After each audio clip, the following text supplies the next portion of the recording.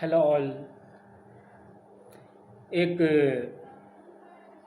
कहानी मैं आपके सामने रखना चाहूँगा। कहानी रखने का जो उद्देश्य है वो सबसे पहले आपको बताना चाहता हूँ। देखो, इस संसार में रह कर के हमें कभी भी अत्यधिक मोह नहीं करना चाहिए। मोह शब्द प्रेम, प्यार, इससे जुड़ा हुआ है। अति मोह करना सदैव नुकसानदायक होता है। अपने पुराने जन्म की घटना भी मुझे एक याद है। मैंने उस जन्म में अति मोह किया था और उसका फल मैं जानता हूँ। कभी बताऊँगा, अभी स्टोरी के माध्यम से आपके सामने रखना चाहूँगा। और ये भी बताऊँगा कि मोह के बिना संसार नहीं चलता, इसलिए मोह तो करना चाहिए, लेकिन हल्का मोह करना चाहिए। कहानी सुनिए। एक थे साकल्य मुनि। वो तपस्या कर रहे थे। तपस्या करते करते करते करते तपस्या में बहुत ऊपर पहुंच गए, पारंगत हो गए योग में और समाधि में पहुंच गए। बहुत लंबे समय तक अभ्यास करने से उन्हें अपने तीनों शरीरों का ज्ञान हो गया। सूक्ष्म शरीर, स्थूल शरीर, कारण शरीर। जो स्थूल शरीर है ये 24 तत्वों का शरीर है। इसमें 10 इंद्रियां और 10 प्राण, मन, बुद्धि, चित्त, अहंकार, 24 तत्व होते हैं। सूक्ष्म शरीर जो होता है उसके भीतर 17 तत्व होता है।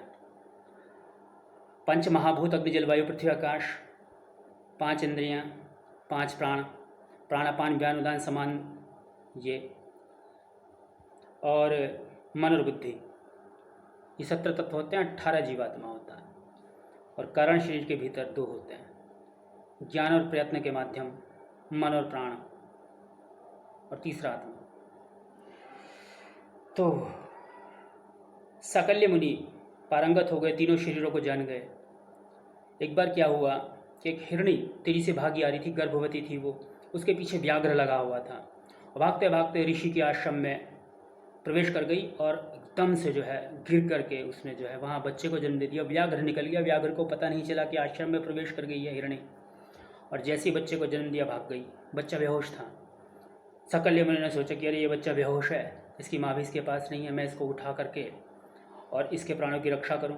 फिर सोचा कि अरे सब परमात्मा पे छोड़ दो, ईश्वर जैसा चाहेगा वैसे होगा, ईश्वर जो करे वो करे, मुझे क्या, मैं तो अब जो है मुक्ति की ओर जा रहा हूं, तो कोई कर्म मेरे लिए नहीं है। तो उन्होंने छोड़ दिया। फिर सोचा अरे नहीं भाई, हो सकता है परमात्मा ने ये मुझे प्रेरित किया हो और मैं इसको बचाऊंगा। और वो उठ गए। उठ करके उन्होंने जल लिया, अपने कमंडलों से मंत्र के द्वारा छींटा दिया और औषध वगैरह उसको प्रयोग कराई। दो उड़ गया हिरणी का बच्चा, हिरन। तो हिरन से उन्हें धीरे धीरे मोह हो गया। उसका पालन पोषण करने लगे। वो वहीं उनके आश्रम में घूमा करता, उसको पुत्र के तुल्य मानने लगे।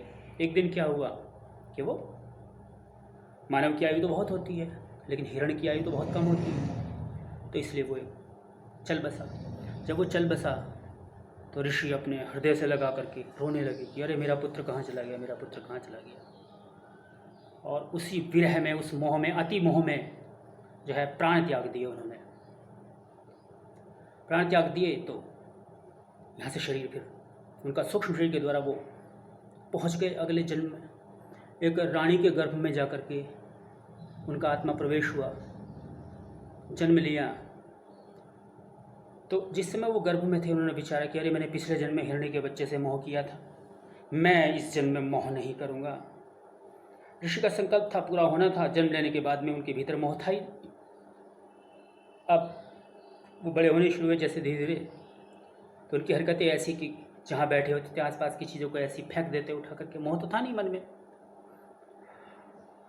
राजा ने वैद्य को बुलाया, दिखाया कि अरे भाई क्या है इसके में कमी, क्या है इसके भीतर, इसके मस्तिष्क की कमी चेक करो।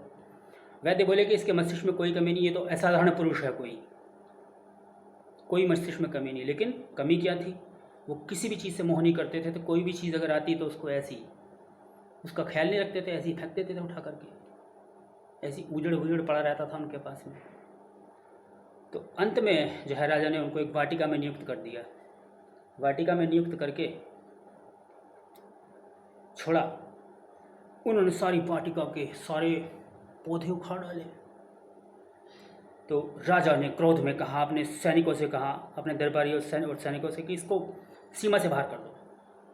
तो उनको ले गए और शुरू में तो ऐसे ही ले गए, बाद में जब नहीं जा रहे थे तो उनको मार पीट करके ऐसे ही जो है दौड़ा दौड़ा करके भगा करके सीमा से बाहर कर दिया।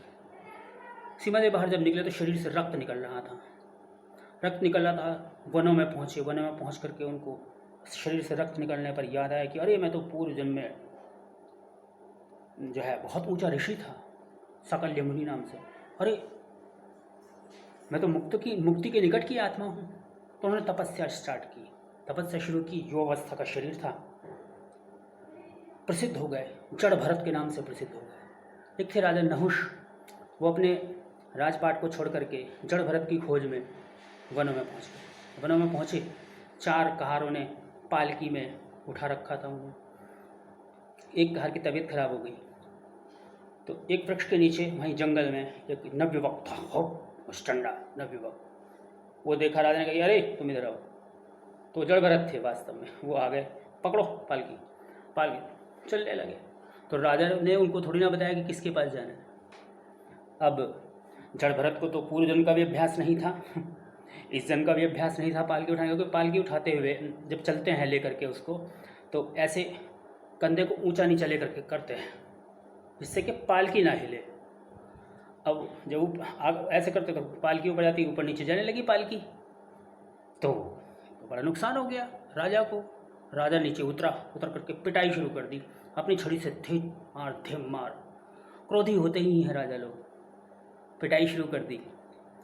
तो जब खून निकलने लगा खूब जड़ भरत के, तो खून उफ नहीं करी उन्होंने। खून जब निकलने लगा तो उन्होंने कहा, हे परमात्मा, मैंने पूर्व जन्म में हिरणी के बच्चे से मोह किया था और आपने मुझे ये दंड दिया। जो लोग विशेष काम भी है, उनके भीतर विशेष क्रोध भी है, विशेष लोभ भी है, विशेष मोह भी है, विशेष अहंकार भी है, जब वो आपके द्वार आएंगे तो आप उनकी क्या दुर्दशा करोगे। ऐसे कहते हुए बड़े मग्न होने लगे। जब मग्न होने लगे तो राजा एकदम चरणों में आ गए उसके कि अरे ये क्या, मैं तो इसको मार रहा हूँ, इसके ऊपर तो असर नहीं पड़ा, और ये क्या बोल रहा है। चरणों में आ गए। बोले कि अरे महाराज आप हो कौन, बताइए, आप तो कुछ कर ही नहीं रहे। बोले कि अरे मेरा नाम जड़ भरत है। और बस वो तो लेट गए पैरों में, कह रहे प्रभु मैं आपके ही द्वारे आ रहा था, मुझे मोक्ष का ज्ञान दीजिए। तो फिर वो उनको ले गए और उन्होंने से कहा कि जब मोक्ष का ज्ञान प्राप्त करना होता है तो शरीर की चिंता भी छोड़नी पड़ती है। तो उनको फिर उन्होंने राजा नहुष को मोक्ष का ज्ञान दिया था। तो इस चीज़ से शिक्षा क्या मिलती है? शिक्षा मिलती है कि हमें मोह करना तो चाहिए, क्योंकि मोह नहीं करेंगे तो संसार नहीं चलेगा। लेकिन अति मोह नहीं करना चाहिए, हल्का मोह हो। वो जो प्रेम में, प्यार में, लव में लोग एकदम से लगे पड़े रहते हैं और सब कुछ भूल जाते हैं, वो कहलाता है अति मोह। वो अति मोह नहीं होना चाहिए, हल्का मोह हो। और मोह बिल्कुल भी ना हो तो संसार नहीं चलेगा। व्याख्या यही है, थोड़ी सी विचार करके देखो कि जड़ भरत को राज्य से ही निकाल दिया था। उन्होंने संकल्प किया था ना पूर्व जन्म में कि मैं अगले जन्म में मोह करूँगा ही नहीं, तो उनमें मोह बिल्कुल था ही नहीं। तो उन्होंने वाटिका ही उखाड़ के फेंक दी सारी। क्यों? मोह नहीं था ना।